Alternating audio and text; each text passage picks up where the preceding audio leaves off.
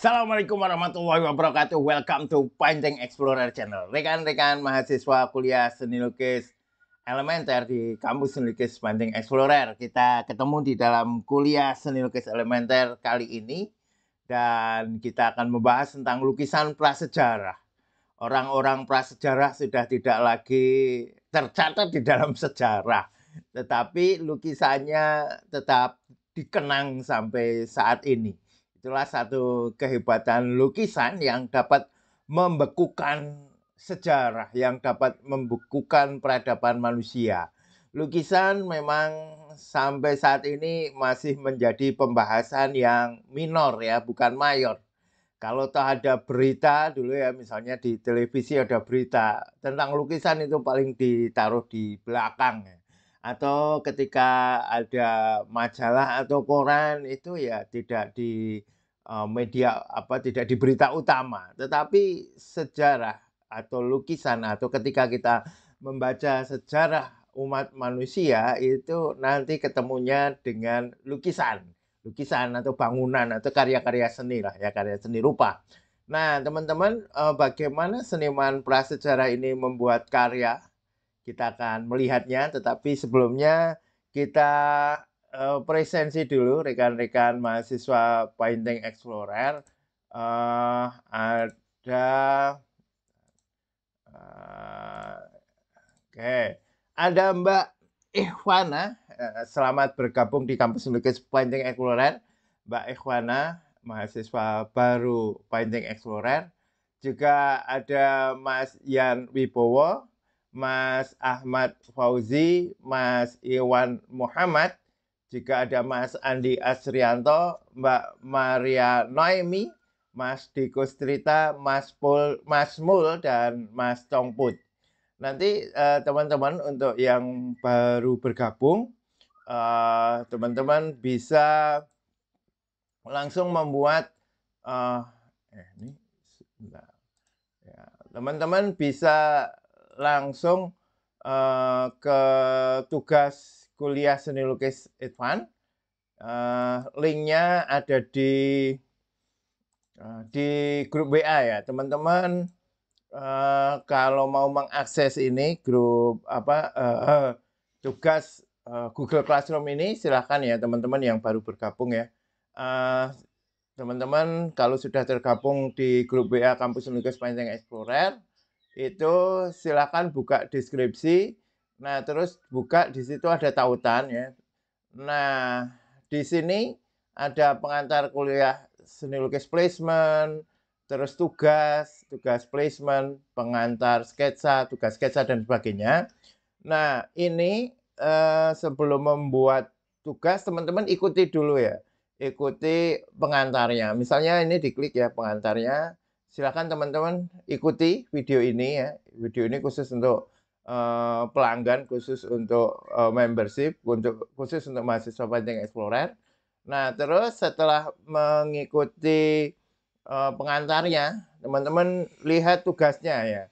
Nah, tugasnya silahkan memilih tugas yang ada. Jadi kuliah seni lukis elementer ini memang dibuat agar mahasiswa Painting Explorer memiliki berbagai wawasan tentang seni lukis ya, bahwa seni lukis itu sangat luas, bentuknya sangat luas dari realistik, deformasi hingga abstrak. Materialnya sangat luas, ada material kering, material basah dan sebagainya. Jadi ini memberi pengenalan tugas-tugas ini sebelum teman-teman ke seni lukis advance yang nanti teman-teman memilih salah satu untuk diperdalam. Nah, silahkan teman-teman membuat tugas yang manapun boleh, tetapi sangat direkomendasikan ya, sangat direkomendasikan teman-teman mengerjakan dari tugas pertama ya, tugas 1, tugas 2, tugas 3 agar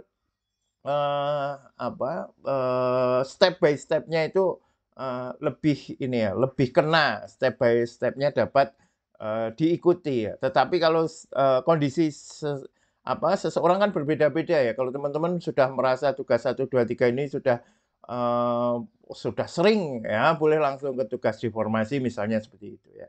Nah, dalam rangka memperluas wawasan tentang seni lukis, kali ini saya ingin memberikan sejarah seni rupa ya, meskipun kesejahteraannya tidak terlalu kental, nanti kita akan melihat kebentukan yang terjadi pada masa prasejarah. Baik, saya sapa dulu nggih teman-teman yang ada di Painting Explorer sambil kita lihat ini ya. Alhamdulillah yang sudah di kelas ada Mas Andi Asrianto hadir, ada Mas Ahmad Fauzi, alhamdulillah, waalaikumsalam warahmatullahi wabarakatuh.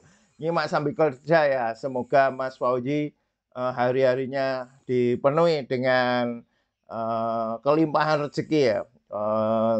Alhamdulillah ini dari pagi sampai malam terus mendapatkan pelanggan, tetapi tetap saja Mas Ahmad Fauzi ini aktif berkarya ya. Kita lihat berkali-kali memposting karya dengan cepat sekali, dan nanti malam kuliah seni lukis Advance kita akan ketemu dengan karyanya Mas Ahmad Fauzi. Alhamdulillah juga sudah ada Mas Andi Asrianto di kelas ya. Terima kasih. Baik rekan-rekan, kita akan membahas tentang seni lukis prasejarah. Kenapa disebut prasejarah? Karena ini istilah teknis untuk menyebut ketika di suatu wilayah itu belum ditemukan tulisan ya. Ketika sudah ditemukan tulisan dan di sana sudah ada pencatatan, maka biasanya disebut sebagai zaman prasejarah. Zaman sejarah, mulailah sejarah itu dimulai, dan itu di satu wilayah dengan wilayah yang lain berbeda ya. Misalnya di Mesir itu prasejarahnya sejak sebelum ditemukannya huruf hieroglif ya, sekitar 4.000 tahun yang lalu. Itu sudah ditemukan ya. Jadi 4.000 ke belakang lagi itu masa prasejarah. Tetapi kalau misalnya di Indonesia itu tulisan mulai ada ya, yang ditemukan itu misalnya di Kutai ya, di Kutai Tarumanegara lah. Mulai sebelum itu biasanya disebut sebagai prasejarah. Meskipun prasejarah itu yang masuk dalam sejarah ya. Maksudnya periode sebelum tulisan itu ditemukan oleh para peneliti sejarah. Oke, tapi fokus kita tidak akan ke sana. Fokus kita akan melihat karya-karya. Ketika saya dulu kuliah seni lukis di ISI Yogyakarta, dan ketika saya membaca buku-buku sejarah seni rupa, misalnya buku The Hook Honor, judulnya The World History of Art, itu ketika kita membahas tentang prasejarah, itu ketemunya dengan ini ya, dua lukisan gua, lukisan di dinding-dinding gua yang sangat terkenal, yaitu di Gua Altamira di Spanyol. Ini ditemukan sekitar 36.000 tahun yang lalu, maupun Gua Lascaux di Prancis ditemukan sekitar 17.000 tahun yang lalu. Ini seniman-seniman Prancis, seniman Spanyol sudah membuat seperti ini. Ini ditemukannya gua ini juga unik ya teman-teman. Untuk penemuan gua Spanyol ini memang ada peneliti sejarawan gitu ya, dia mengajak anaknya mencoba meneliti di gua-gua gitu, apakah di gua-gua itu ada kehidupan pada masa lalu. Nah, dia sebagai peneliti kan dia mencoba mencari di dasar-dasar lantai gua. Dia tidak menemukan apapun gitu ya, tidak menemukan, kan dia pengennya di sana bisa menemukan misalnya mangkuk, bisa menemukan alat-alat ya perkakas, misalnya kapak batu dan sebagainya. Tapi dia tidak menemukan. Nah, tetapi anaknya tadi yang yang masih kecil itu tidak melihat ke bawah seperti anaknya, seperti bapaknya, tetapi melihat ke atas ya, ke dinding-dinding. Akhirnya melihat lukisan-lukisan gua ini, yang ini sudah berumur sangat tua. Dia coba teliti, umurnya sangat-sangat lama, dan dia publikasikan, dia kabarkan, tapi nggak ada yang percaya. Dia dikira malah menjadi pembohong, hanya lukisan palsu untuk sensasi aja, sampai meninggal dia tidak diakui sebagai penemu lukisan prasejarah ini. Tapi akhirnya penelitian terus dilakukan dan dia akhirnya dihargai setelah meninggal. Nah, ketika di lukisan dinding Gua Lasau ini juga cukup unik karena ditemukan ketika ada anak-anak ya sedang bermain gitu, bermain bola, tiba-tiba bolanya hilang, terus yang mencari itu anjingnya ya, anjingnya mencari terus akhirnya ketemu ya di daerah Lasau, di dekat desa Montignac di Prancis sana. Itu dulu ya ketika saya belajar sejarah seni rupa dimulai dengan karya-karya ini. Tetapi sekarang ternyata ditemukan lebih tua lagi, yaitu di Indonesia. Di Indonesia ditemukan lukisan dinding goa, terpautnya lama ya. Kalau ini kan 17.000 tahun, ini 36.000 tahun. Nah ini diperkirakan 40.000 tahun yang lalu itu di Lubang Jeriji Saleh di daerah Kutai sana di Kalimantan Timur di Indonesia itu sudah ditemukan ya lukisan gua yang seperti ini. Nah, lukisan-lukisan ini kalau kita membaca buku sejarah seni rupa The World History of Art karyanya Hugh Honor itu dibuat ya dengan cara ya misalnya ini selain ditorehkan dengan kuas yang dibuat sendiri tentu saja mau beli di Shopee yang nggak ada ya saat itu juga disemprotkan ya dengan disemprotkan apalagi yang nanti cap tangan itu karena di sana ditemukan tulang gitu ya, tulang yang di dalamnya itu ada pewarna sama dengan pewarna yang ada di dinding goa ini. Jadi dia diasumsikan pewarnanya itu entah itu ditaruh di mulut atau ditaruh di tulangnya yang sebagai pipa yang disemprotkan itu. Nah, sekarang yang penting lagi agar teman-teman bisa menjadikan ini sebagai referensi di dalam pemahaman tentang seni lukis ya, berbagai gaya, berbagai tema, berbagai bentuk di dalam seni lukis, yaitu lukisan-lukisan prasejarah ini dibuat dengan deformasi, teman-teman, deformasi. Kita belum menemukan lukisan yang realistik apa adanya, sebagaimana lukisan-lukisan Renaissance misalnya. Lukisan realistik itu, realistik dalam artian menangkap apa adanya ya, bukan realisme gerakan di Eropa gitu. Itu baru nanti muncul misalnya pada masa Yunani ya, Yunani kuno. Misalnya kita melihat beberapa lukisan-lukisan yang ada di dinding.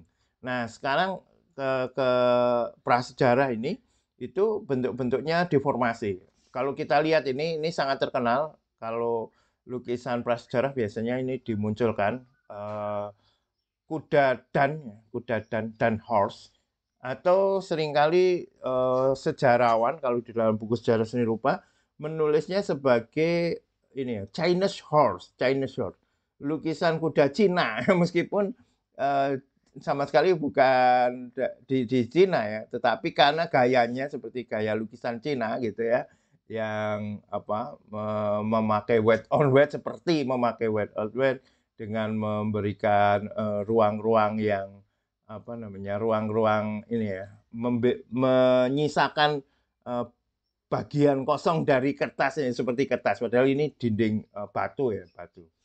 Nah, kita melihat ada deformasi, distorsi dipiuhkan, dikecil-kecilkan, dibesar-besarkan ya. Misalnya ini untuk menunjukkan keheroan suatu kuda ya, ini dan horse-nya ini kuda dan ini aslinya seperti ini. Kepalanya misalnya diperkecil ya. Kalau kita melihat kepala yang kecil itu kalau di dalam bentuk-bentuk kartun gitu ya, itu kan seperti superhero ya. Untuk membuat superhero itu biasanya kepalanya jauh diperkecil ya, agar badannya tampak lebih kekar. Selain, tubuhnya atau badannya diperkecil, perutnya diperbesar gitu ya, dengan tema-tema atau dengan deformasi, eee, distorsi, dipiuhkan. Selain itu juga ada unsur penyederhanaan ya, deformasinya berarti, simplifikasi.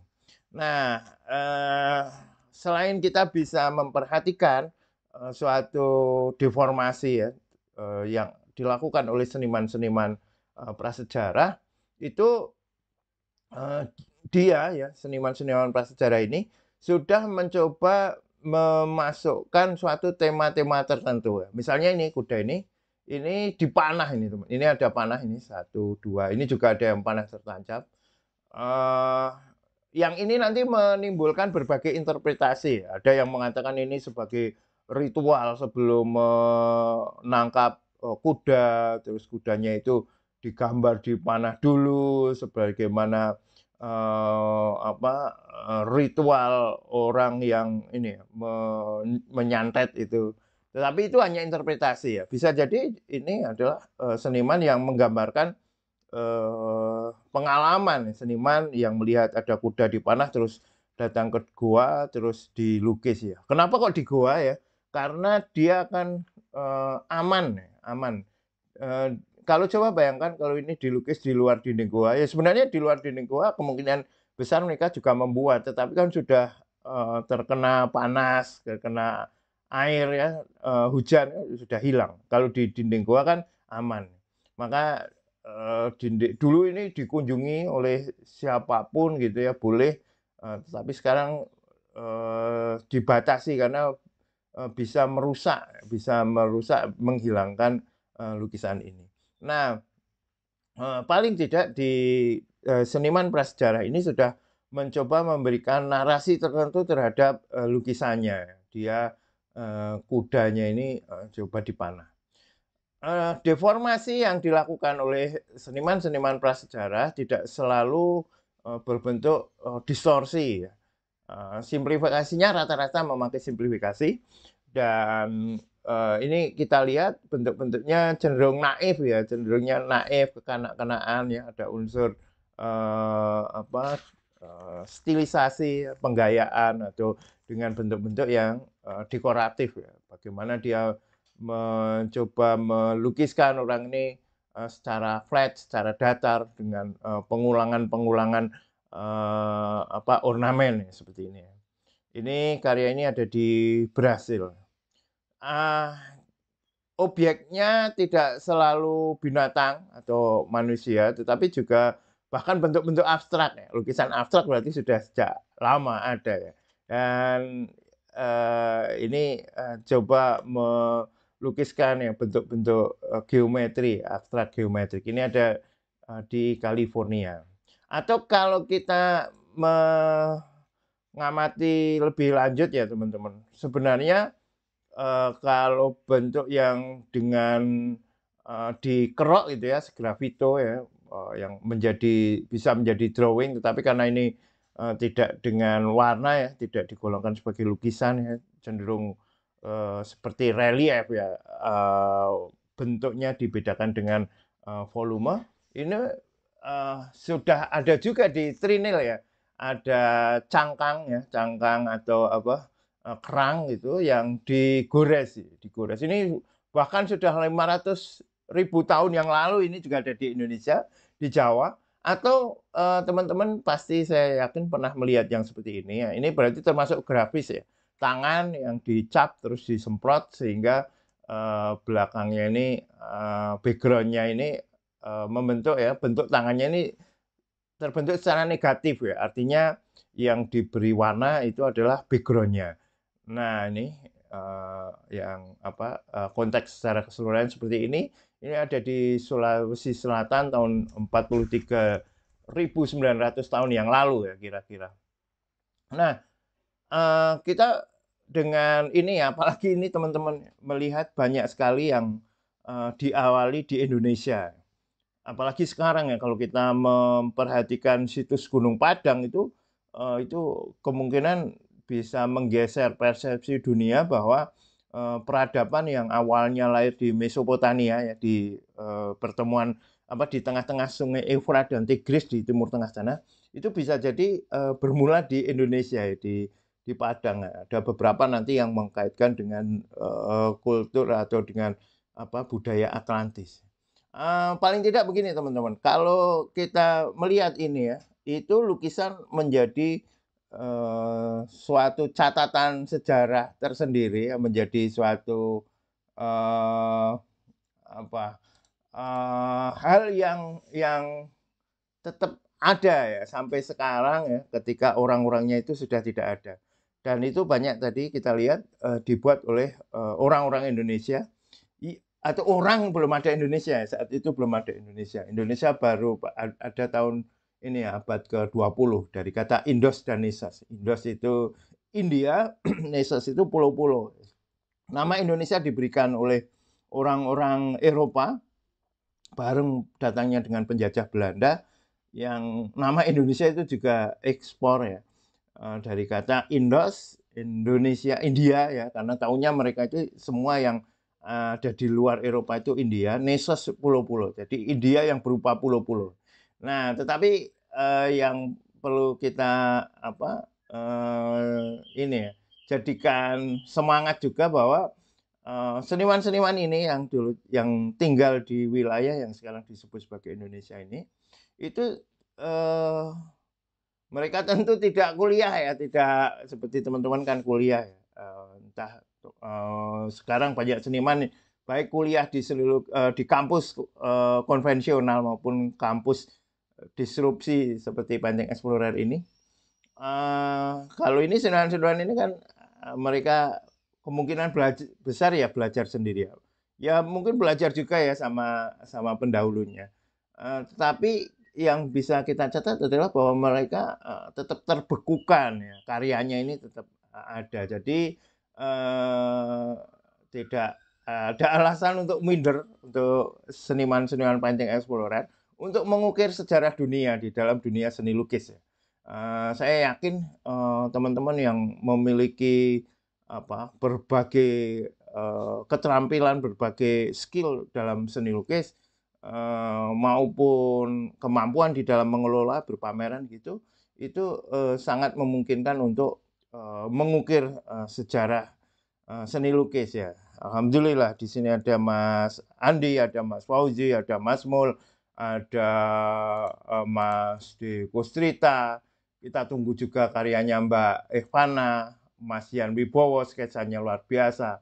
Mas Iwan kita tunggu ya karyanya, Mas Andi Asrianto yang akan berpameran bersama Mas Mul berdua tanggal 11 November, Maria Noemi dari seniman dari Filipina, kita tunggu juga karyanya, kemarin kita lihat karyanya sangat luar biasa. Juga Mas Congput dari Malaysia, kita lihat bagaimana menceritakan tentang rasanya sangat kuat ya. Dan juga tentu Mas Diko Strita, seniman senior Panjang Explorer. Baik, rekan-rekan, untuk memperluas wawasan atau memperluas kemungkinan-kemungkinan di dalam dunia seni lukis, teman-teman bisa membuat tugas ke-29 ya, yaitu mural prasejarah. Silakan membuat mural ya, mural aja, cari dinding sendiri, nggak perlu pergi ke gua, jadi tugasnya nggak perlu ke gua. Di dinding rumah, di dinding kamar juga boleh ya. Buatlah mural dengan gaya lukisan prasejarah ya. Seperti yang kita lihat tadi dengan deformasi, tidak selalu berupa deformasi binatang, deformasi manusia, tidak selalu juga kita melihatnya tadi ada beberapa deformasi atau bentuk-bentuk geometrik seperti itu ya, bentuk abstrak. Buatlah mural dengan gaya lukisan prasejarah, ikuti video berikut sebagai pengantar ya, yaitu video ini. Dan biasanya di dalam lukisan prasejarah itu belum terlalu fokus pada atau kesadaran tentang frame ya, tentang frame figura itu belum nampak ya, seperti ini misalnya. Jadi kalau sekarang kan bahkan melukis di dinding pun kan kadang harus di frame gitu ya, harus sampai si kotak ini bentuknya kotak. Nah, lukisan prasejarah itu tidak terlalu peduli ya dengan apakah ini sudah masuk frame atau tidak gitu ya. Jadi lebih ini ya, lebih bebas di dalam mengolah ruang. Nah, monggo teman-teman bisa mencoba membuat tugas ini ya setelah boleh langsung memilih ini, tetapi memilih membuat tugas yang urut ya dari nomor 1, 2, 3 gitu tentu direkomendasikan ya. Teman-teman, itu kuliah kita hari ini ya. Saya cek di notifikasi kuliah seni lukis elementer belum ada tugas yang dikumpulkan. Jadi saya cukupkan sekian ya. Nanti kalau teman-teman merasa sudah mengumpulkan dan saya tidak menemukan di notifikasi ya silakan teman-teman untuk menyampaikan ya. Boleh di grup, boleh japri juga ya. Terima kasih. Demikian kuliah seni lukis elementer kali ini. Thank you very much. Thank you very much. Assalamualaikum warahmatullahi wabarakatuh.